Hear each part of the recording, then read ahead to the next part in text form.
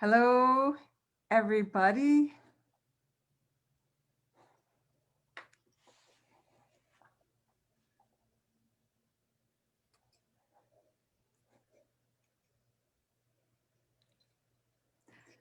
All right, here we are. Here we are.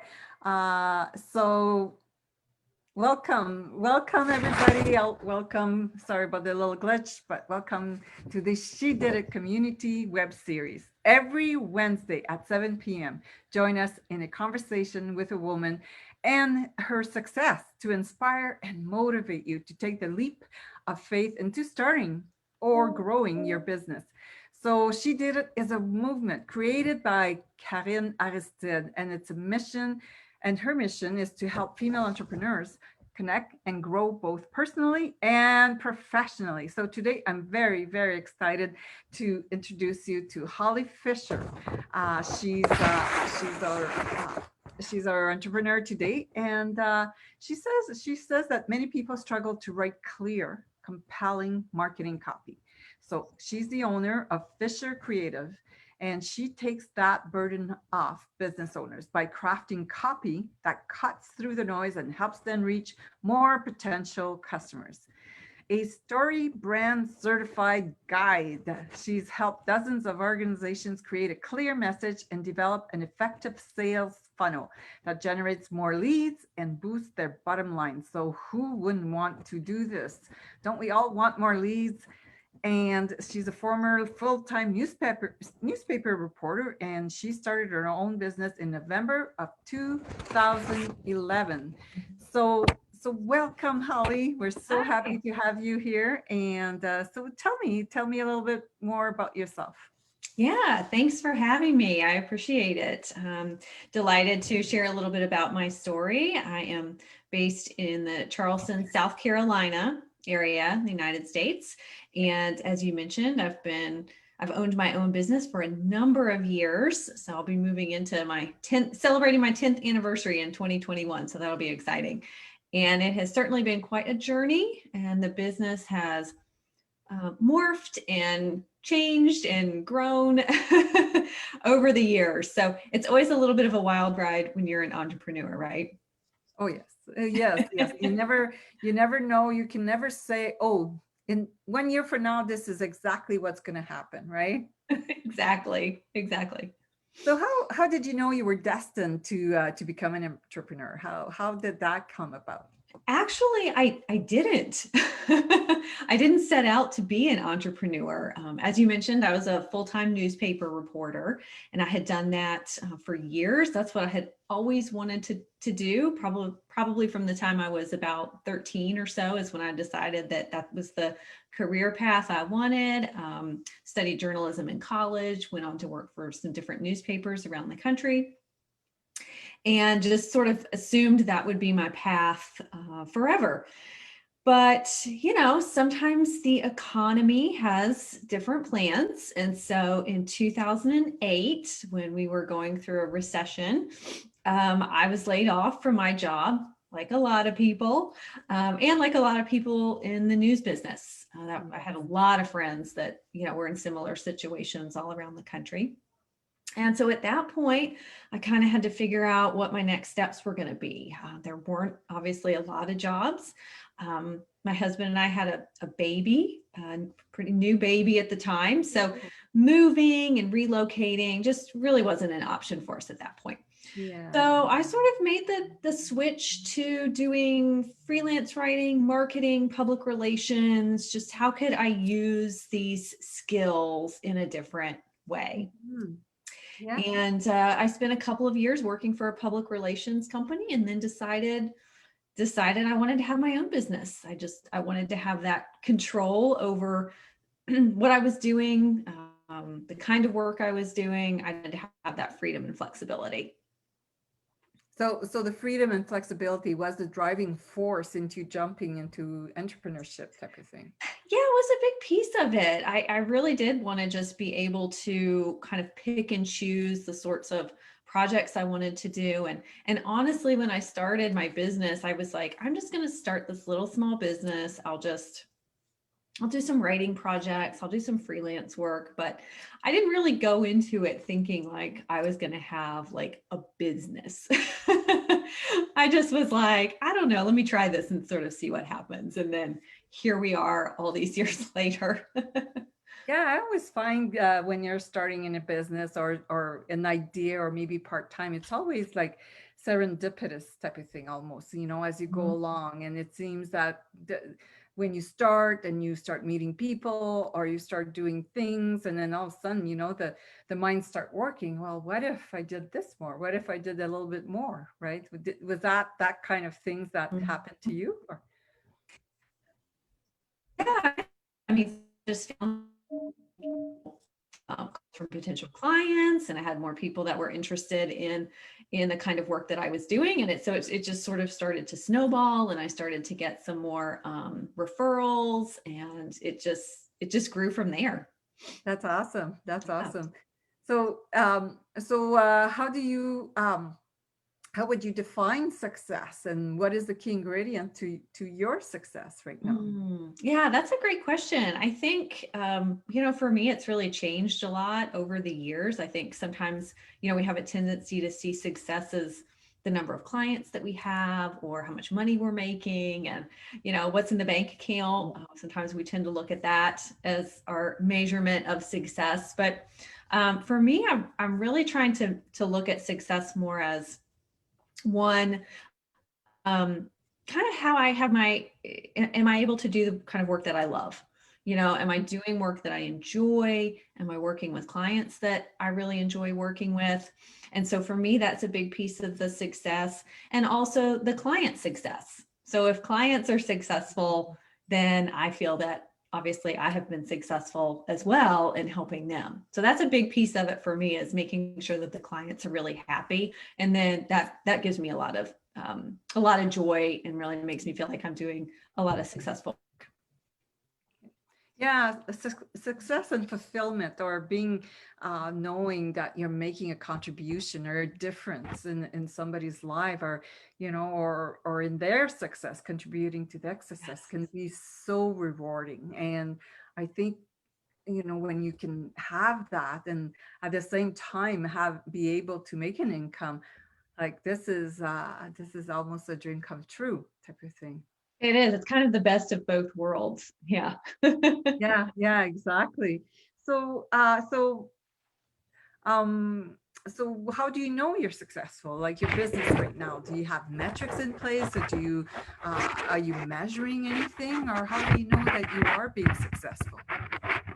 Yeah, I'm such a words person. So, when it comes to like, oh, we have to measure things and we have to look at numbers and all of that, I'm like, no. So I probably don't do that as well as I should. Other people would probably cringe. They're like, why are you not paying more attention to this? But I'm like, okay, I think I look at, again, like the quality of the clients that I'm getting, the number of leads that I'm able to convert to clients. That's always a Hmm. big deal, is like, okay, how many people am I talking to? And then how many people are turning into leads? And certainly just kind of the financial aspects, am I being financially stable and secure in my business so that I have money to contribute to my family, but then also money that I can reinvest in my business, my own professional development, things that are going to allow me to be better and thereby, help my clients more. Yeah, especially, it's such a combination of everything. In a way, you have to wear many hats, but also, is it being sustainable? Am I doing the right activities? Like there's so many things that go on, but definitely having simple metrics, sometimes that's just enough. Like, okay, so I know that I have to reach out to 10 people to at least, convert 3. So if we go with that, and knowing that, I think that's kind of an important thing to do as well, and being aware of those numbers type of thing. But me, Yeah, absolutely.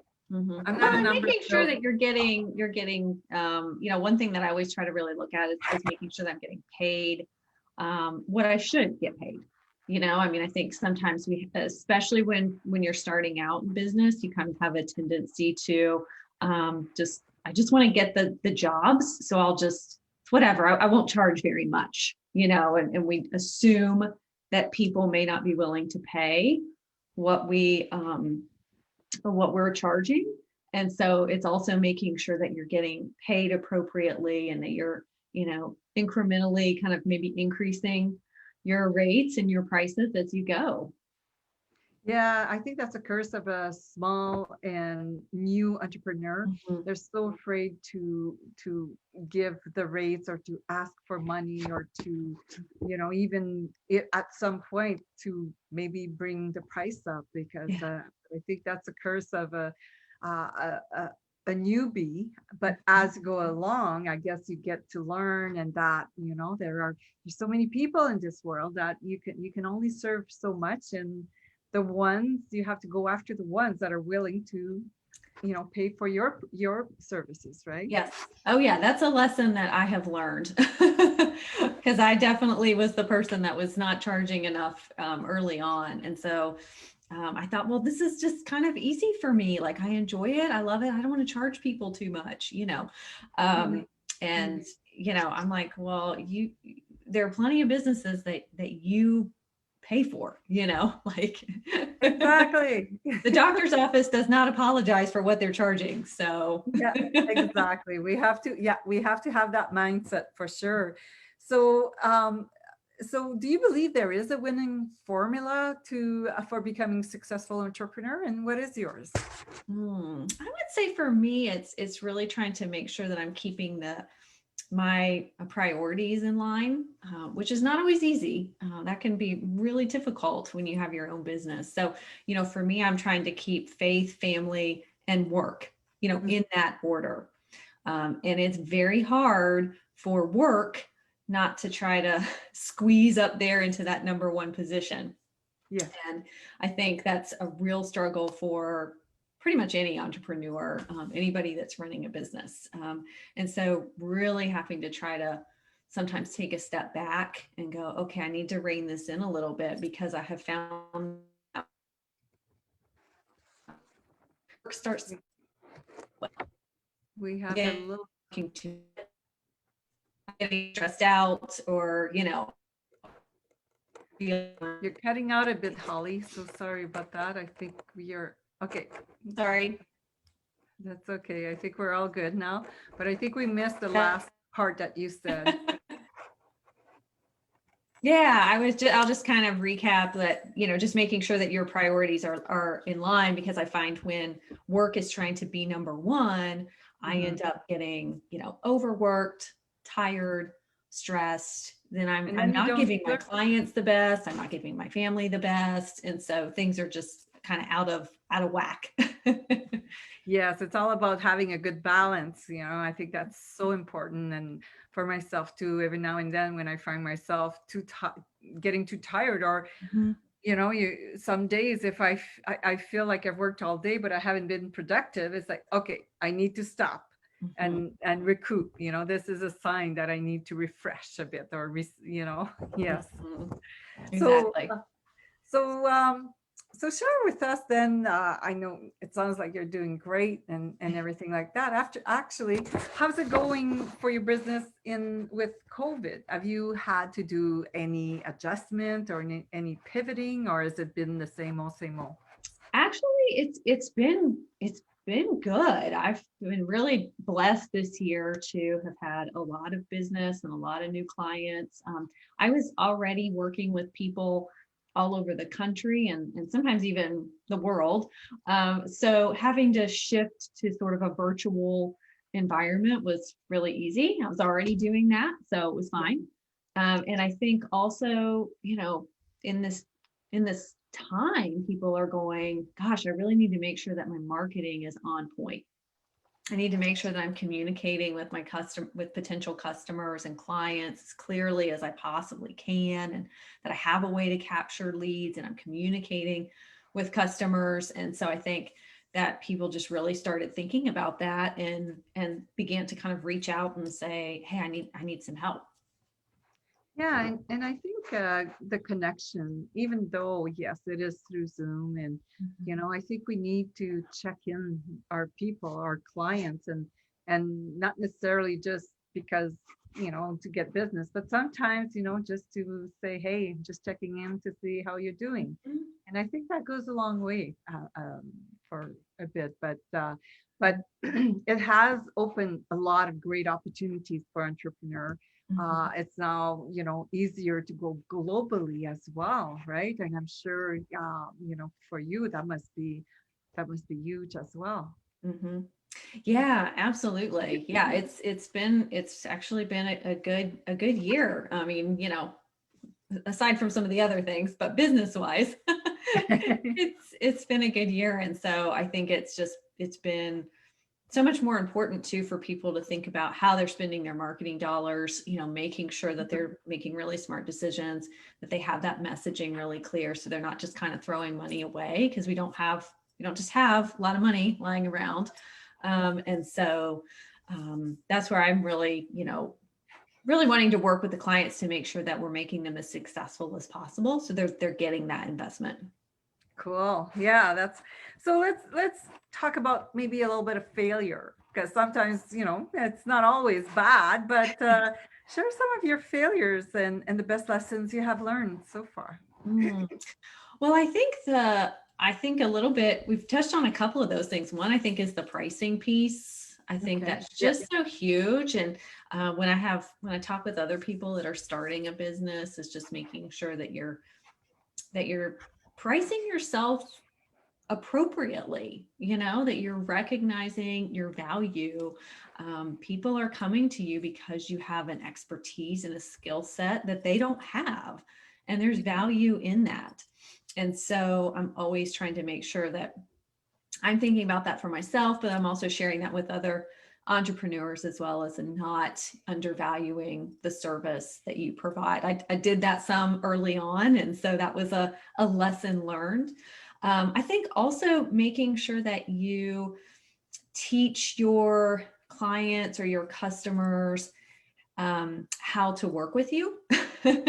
I love to be like really accessible. I love being able to answer the questions when clients have them, but then you can also be too accessible, Yeah. right? And so then people are just sort of expecting that you're available at all hours, Yeah. Yeah. weekends, like via text, via email, via phone call, whatever. And so I've really, just really over the last couple of years, especially tried to make sure that I'm being really intentional about how I'm kind of letting people use my time. No, yes. And I mean, not just that. obviously, sometimes if there's like a real situation, but there's not too often a marketing copywriting emergency that needs my attention at 6 o'clock on a Sunday, right? It's just not often. So No, really exactly. trying to make sure that you kind of teach people how to work with you. Otherwise, they will just expect you to be available all the time. So that for me, that was a really hard thing and a big lesson that I've had to learn. Yeah. No, as starting out, you want to be there for your people, you want to be there, but I think setting boundaries is healthy. It's Mhm. healthy for you, it's healthy for your clients, and it's just showing that you are professional and there's a time when you're available and there's a time that's not. So, but I love that lesson. It's a great lesson, yeah, to share. Definitely. So what do you think successful woman entrepreneur have in common? Oh gosh, I think they really have a real desire to help others. I mean, I just feel like so many women entrepreneurs that I know or that are friends of mine just have that real desire to help, well, whatever it is, whether they're selling a product, whether they have a service to offer, whatever it is they're doing. I just think there's such a passion that female entrepreneurs have, and just real that real desire to help others. And then also, I think being able to have a little bit of that control and that flexibility, I think for women is really important too, especially if you're trying to juggle family and stuff as well.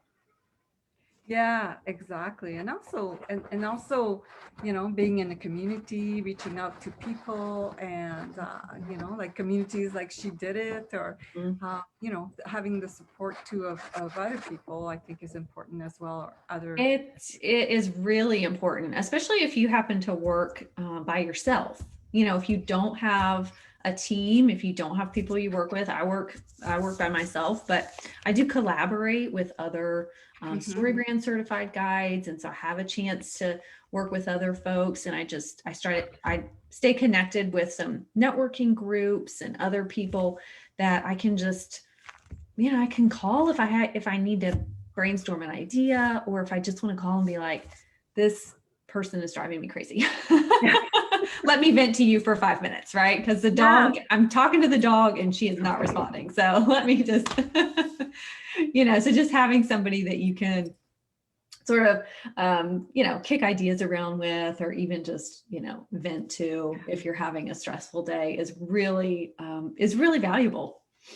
It is. And sometimes just talking out loud to somebody and bouncing out ideas, like internally, we're like, oh my God, this is awful. And then you talk, okay, well, maybe it's not so bad after all, right? Yeah. Yeah, that's great. So,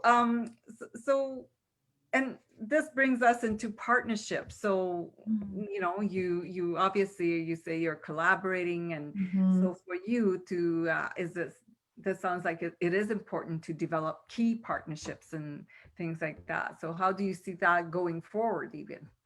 Yeah, I became a StoryBrand certified guide about 3 years ago, and I have loved being part of that community. For anybody that's not familiar with that, that is the Building a Story Brand by Donald Miller. A lot of people have read that book, and it's a marketing framework that helps you clarify your message.